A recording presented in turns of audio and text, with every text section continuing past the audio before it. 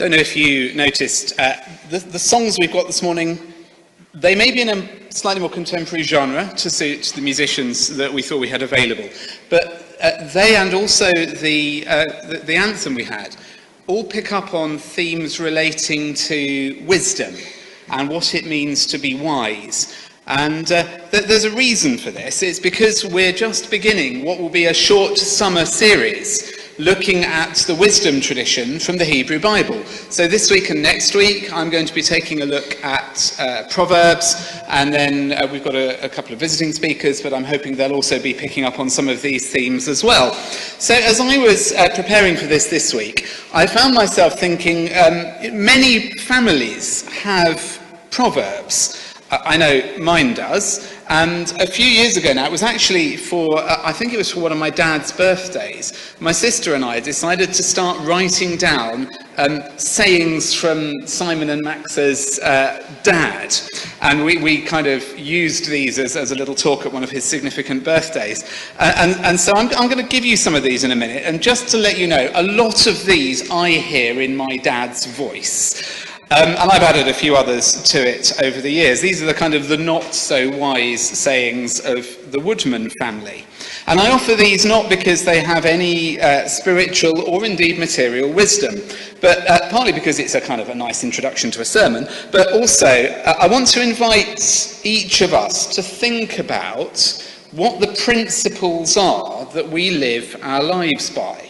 Because all of us have little sayings, things we say to ourselves that help us take our decisions. What's the wisdom that guides you through life? What proverbs have come down to you through your family or your cultural tradition? Anyway, here, for your amusement at least, in no particular order, are some examples of Woodman wisdom. The first is that the world, Simon, does not owe you a living. You can make your own luck. Sometimes it's true, you've just got to be in the right place at the right time, but sometimes you can plan this. Success, therefore, is often just about turning up. And genius is 10% inspiration and 90% perspiration. Knowledge is power, and moderation in all things. The hardest part about swimming a mile is picking up your kit bag. How on earth do you write a book? Answer, one sentence at a time. If a job's worth doing, it's worth doing well, and if you don't have the right tool for the job, then the first job is to make the right tool. Measure it twice and cut it once, and certainly do not try to make up on the road what you've lost elsewhere. Don't be in a hurry to get to your own funeral. Give a new job 3 years before deciding whether to stay or not. Don't measure your personal progress over the last year. Look back 5 years to see if you're in a rut. You've got a brain, use it. I'm organised because I'm lazy. It's less work to do the job efficiently. I don't look busy because I did it right the first time. Procrastination is a key to success. It's amazing how many jobs you've been meaning to get around to that can be accomplished by the simple task of avoiding the one job you really don't want to get around to. Don't spoil the ship for a ha'porth of tar. Always quit while you're ahead, and so always leave the party early whilst it's still fun to be there. Now, you may not like all of these. I'd be very surprised if everyone agreed with all of them, but that's not the point. The point is we do all live by our own inherited wisdom traditions. And in the book of Proverbs, we have the inherited wisdom tradition of ancient Israel. And whilst we may not like some of what's in there, and whilst we are very unlikely to agree with all of it, there is nonetheless wisdom here that we can helpfully hear, to weigh, to consider, and possibly to make our own. It's good to have Benjamin with us this morning. I met Benjamin down at King's College London, and we've got other King's alumni in the room, I know. Does anybody know the Latin proverb of King's College London? It is, sancte et sapiente. Nigel, you're the resident classicist. Any idea? Holy and wise? Yeah, with holiness and wisdom, holy and wise. What does it mean to hold holiness, our faith, along with sometimes quite worldly expressions of wisdom? What does it mean to be both holy and wise? And this is what the book of Proverbs is trying to drill into. Some of it is very worldly. Some of it is quite unhelpful. I mean, you know, some of the proverbs about a nagging wife, we might want to put those aside. But there's much in there about how do you live in the world with wisdom and holiness.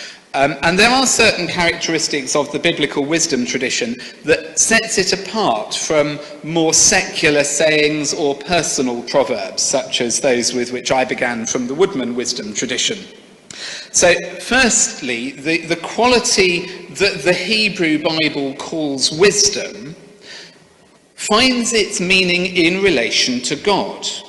Within the Hebrew Bible, wisdom is an expression of holiness. It is an expression of God. And so, as we heard in our reading this morning, wisdom begins with the fear of the Lord. So the first thing is that wisdom finds its meaning in some way in relation to God. Secondly, true wisdom is found within the covenant community of God's people, through Israel and the church, and their story of salvation and acts of mercy. Wisdom is a communal thing amongst the people of God, and it's fine having Woodman's little sayings that Woodman finds helpful, or unhelpful sometimes, but that's not really wisdom. True biblical wisdom begins with God and takes shape in our community. As the book of James in the New Testament puts it, I do like the book of James. I like it more and more as the years go by. Who is wise and knowledgeable among you? Show by your good life that your works are done with gentleness born of wisdom. And the third aspect of the wisdom tradition is that wisdom is not always readily apparent. Sometimes true wisdom is the very opposite of everything that human reason and intuition might conclude. As Paul puts it in his letter to the Corinthians, God's foolishness is wiser than human wisdom. But whilst godly wisdom, made known through the people of faith and distinct from the worldly wisdom that surrounds us, whilst that may be a fair summary of the biblical wisdom tradition, its interpretation within Christian history is a little more murky. So just bear with me for a moment as I take a dive into what has become known as allegorical interpretation. And I'm doing this because it's something that's still quite popular in a number of churches today. And some of you may have experienced this way of reading the Hebrew wisdom tradition. The wisdom tradition boasts a most unusual history of interpretation over the last couple of thousand years within Christianity, because unlike almost all other biblical texts, with only a few exceptions, wisdom for about the first 1500 years of the Christian church was interpreted allegorically. So what this means is that wisdom was interpreted maybe as an allegory for the church, or an allegory for the Holy Spirit, or an allegory for the human mind. Sometimes wisdom was read as an allegory for Mary, the mother of Jesus, or some other spiritual ideal. It was, somewhat strangely, rarely understood as advice on how to literally live in the world. And this came about because of the dualistic way in which the early church was inclined to oppose spiritual things on the one hand to physical things on the other. The 3rd and 4th centuries of the Common Era were critical for this development of what's become called Neoplatonism. And during this time, churches in Antioch practiced what we might call a literal reading. They read the wisdom tradition as advice on how to live. But the more dominant church tradition, centered in Alexandria, practiced spiritual, moralistic, and allegorical readings. The differences are subtle, but nonetheless, this idea that wisdom is read allegorically still has a foothold in many churches, and I think it's something that is just worth naming, because I want to invite us to step away from it a little bit. And one way of doing that might be to change the way we think of it, not so much as literal and allegorical. So, for example, in the last century, it's been common to think of literal as being scientific or mathematically true. This is the result of the Enlightenment within Europe. And so, when the Bible speaks of God coming in the clouds, give you an example, a contemporary literal reading might mean that God is literally going to come on those big sort of fluffy things that we get up in the sky that rain comes from. And I can think of Christians now who would say God is going to come in the clouds, and at that point we're all going to look up and we're going to see clouds billowing in, and Jesus will arrive seated on rain clouds. Well, within the ancient world, literal carried more of a literary meaning. So there was a broader appreciation for the poetic, for the symbolic. So the clouds could be the literal ones that we see, but they could also be a sign of God coming from a higher place that we cannot see. And it may be helpful for us to have this kind of literary interpretation when we come to our readings of the Hebrew wisdom tradition. So let's not be too allegorical about it, because then it kind of ceases to be of any earthly use. But let's not be too literal about it either, because then it just gets weird and silly. Let's try and find a middle ground where we still hear this tradition as wisdom for us to take seriously, but we neither go to either pole of overly allegorizing or overly literalizing. Jerome, in the late 4th to early 5th centuries, he promoted the allegorical and spiritualized way of reading the wisdom tradition, and this set the tone for Christian interpretation for over 1,000 years. And it took Martin Luther and a few others to start drawing back from the overly spiritualized back towards a more literary, at least, approach. And these days, most interpreters, informed by the discipline of biblical studies, would say, well, let's try and read these ancient texts primarily against their ancient background, rather than as an allegory of the church, or indeed as direct instructions for living in the present. This doesn't mean, of course, that these texts don't still speak to us, because, of course, our humanity intersects with the common humanity of those who first wrote and received this wisdom. So although the context has changed, and we do need to therefore be cautious about applying ancient wisdom to a contemporary context, careful engagement can still draw us into a world where true wisdom is found in God, is enacted through the community of faith, and does so in ways that challenge the wisdom of the world. So the opening verses of the book of Proverbs, which we heard read for us a few moments ago, set up some reasons why we might spend time with this book. I wonder, I'll do it as a show of hands, because I don't think it's anything to be ashamed of one way or the other. Has anybody ever actually sat down and read the book of Proverbs all the way through? Yeah, some have, some haven't. Yeah, I should have said I did too. It's one of those strange things that some of us have read it and found help in it, others haven't. So why might we come away from this sermon and go home and spend a couple of hours reading the book of Proverbs? Because I would want to encourage you to do so, with the caveats around interpretation that I've already given you. Well, the beginning of the book certainly sets up a reason why we might. It makes quite bold claims for the benefits of studying wisdom. It leaves the reader in no doubt that wisdom is of great value to the day-by-day living of human life. So we're told that to appreciate the benefits of wisdom. Verse 2, wisdom is useful in gaining wisdom and understanding. Verse 3, in living a disciplined and just life. Verse 4, in enabling the immature to become mature. And verse 5, in enabling the wise to become even wiser.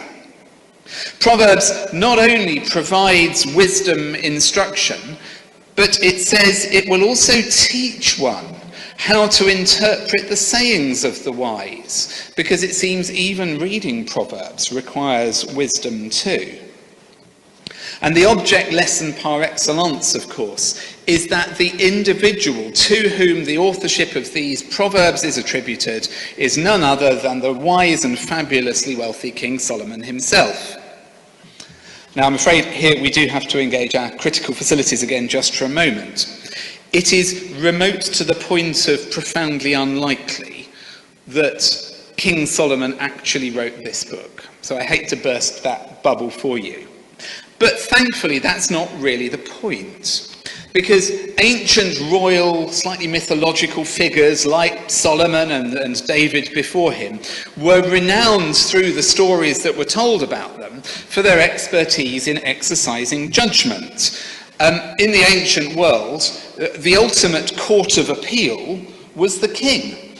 You didn't go to, the High Court and the Supreme Court and all that kind of stuff. When you'd run out of local judgment, you appealed to the king. So an ideal king was someone who was supreme in wisdom and justice and jurisprudence and law and all that stuff. And so Solomon, as one of Israel's idealized ancient kings, was of course somebody who was set up as therefore being supremely wise. And the stories told about his reign set him up as the only king really to reign through a time of prolonged peace. I mean, David, his father before him, his stories are all about war, and as soon as you get to Solomon's sons who divide the empire between them, well, they spend the rest of the next 1,000 years all at war with one another. So Solomon's story tells this kind of mythic idealized point in Israel's history of prolonged peace. And how did he achieve it? Well, the stories tell us he told it by being more wise than anybody else, because wisdom leads to peace. And in all of Israel's historical writings, he's remembered not only for his wisdom, but also for his building of the temple, which is itself described as being an act of wisdom. I mean, I'm sure all know the most famous story told about Solomon's wisdom, which was this conundrum of what to do with a child who has ended up with two women claiming ownership of this child, claiming motherhood of it.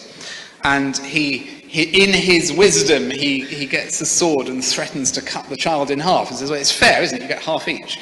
That'll solve it. And one of the mothers comes forward and goes, no, I relinquish my claim. Give it to the other woman. And he goes, you're the real mother, because the real mother wants to save the life of her child at all costs. I mean, it's a classic kind of story. And it's just a wonderful fable. And so it kind of makes sense then that the collected wisdom, the proverbial wisdom of ancient Israel, came to be associated with the kind of proverbially wise ancient ruler of Solomon.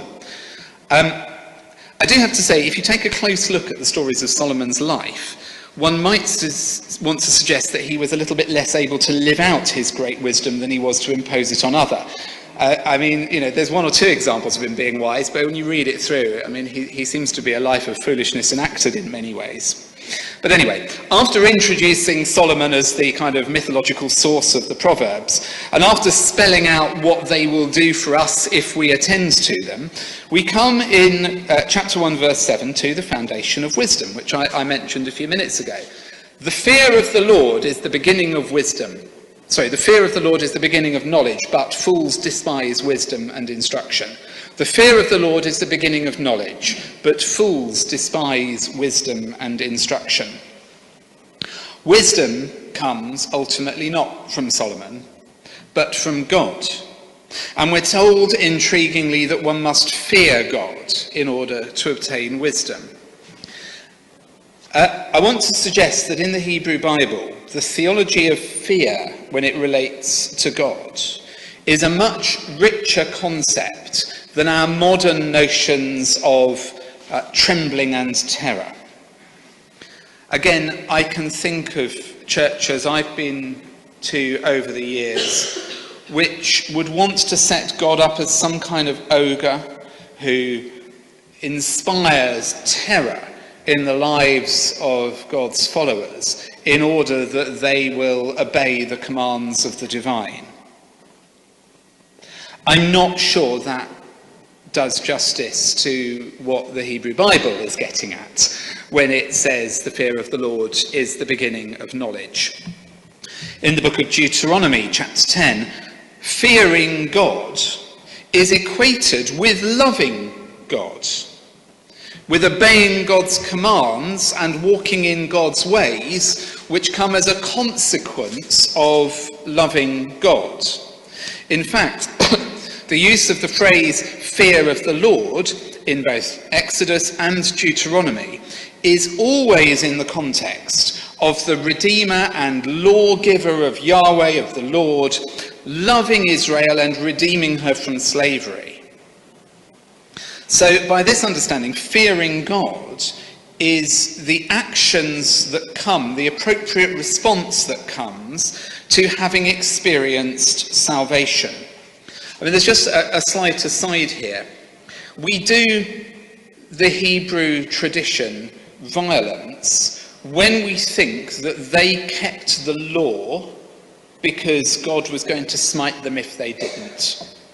And, you know, there is a trope within Christianity, and Luther did not help on this one, where we kind of think that the ancient Jews were this law-bound people, living under the yoke and burden of the law, terrified of not obeying the commands of God, until Jesus sailed in and released them from it and set up a new community of, free spiritual beings.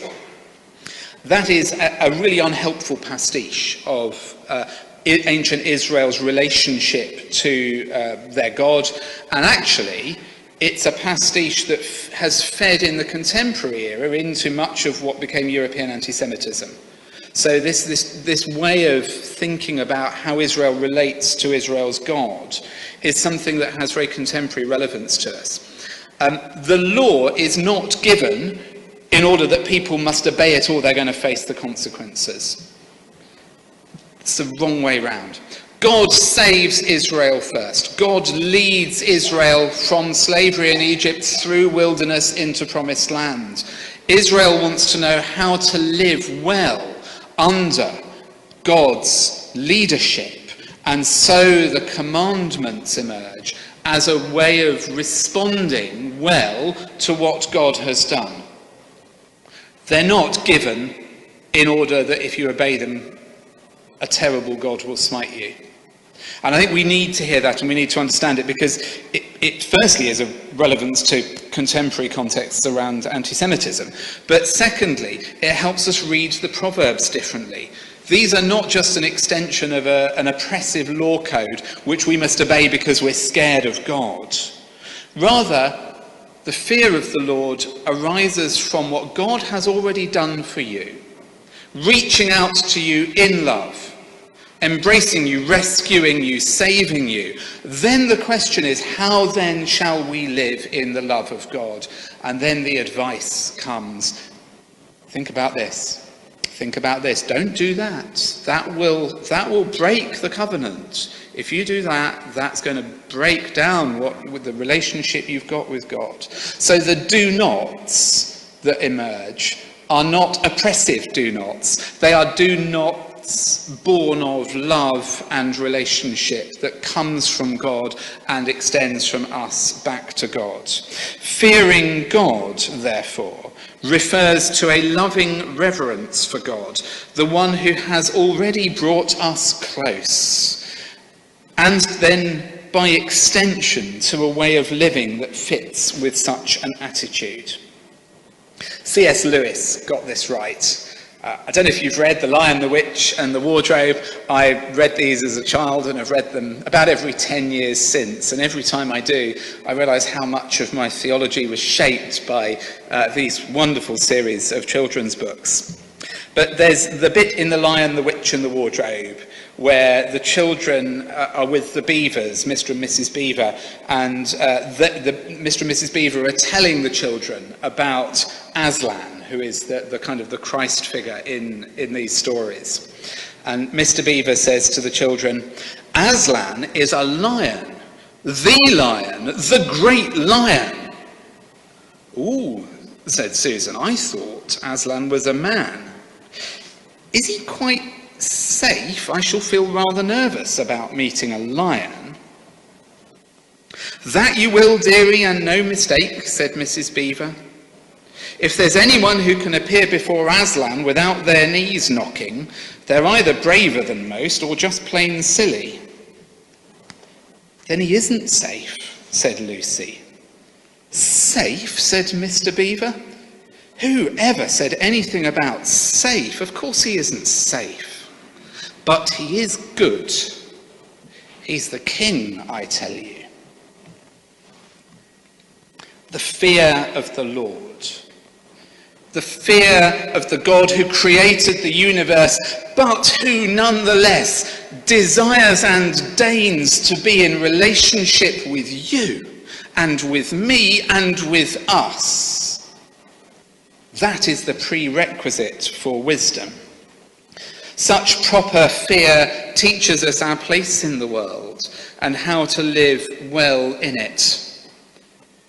We are very prone as human beings to putting ourselves on our own little pedestals. Go you, you're the best, you can do it, you're worth it. Yeah, you probably can. And yeah, you are. But only because God is first. And because God loves you. The fear of the Lord is the beginning of all wisdom. Fearing God is both the starting point of the journey into wisdom and the foundation on which a life of wisdom is built. It is both a response to what God has already done for us and also the means to continue our lifelong journey of using wisdom to find God's ways in every area of creation. And it's this idea of wisdom as a journey that takes us into our second reading from chapter 3. I'm just going to read a couple of verses for you again. Trust in the Lord with all your heart. Do not rely on your own insight. In all your ways acknowledge him, and he will make straight your paths. Do not be wise in your own eyes. Fear the Lord and turn away from evil. It will be a healing for your flesh and a refreshment for your body. The key idea here is that wisdom is good for us. It's the path of healing and refreshment. Godly wisdom is concerned with life lived according to the grain of creation itself. It isn't some abstract philosophizing or about ethical concepts. It's about seeking to draw our very lives into harmony with the created order. Because God is in all things, and God is through all things, and God's wisdom, therefore, puts us in tune with creation. What is in view here is more than just my life or your life or even our life together. What is in view here is how humans can live well with this planet of ours. And my goodness me, we need to discover that wisdom. So, to conclude, my challenge for us today is to consider the basis on which we live. What voices do you listen to? What voices do we attend to in the real world decisions of our lives? You know, when you want to know what to spend your money on, where to invest your money, what to do with your time and your energy and your efforts, how to live your relationships. What voices are you allowing into your brain? It might just be What newspaper do you read? What social media do you engage with? Do not underestimate the drip feed power of such things. What voices fill our ears and engage our eyes?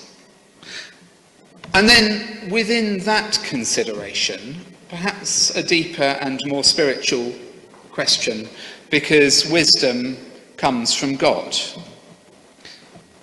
What space do you make to hear the voice of God? This is the spiritual direction question, isn't it? Where do you go to hear the voice of God? Because it is in those places that you will hear God whispering into your deepest being the counter-narrative of godly wisdom. So the question I leave with you, and we'll come back to this a little bit at the church meeting this afternoon in devotions, where do you go to hear the voice of God?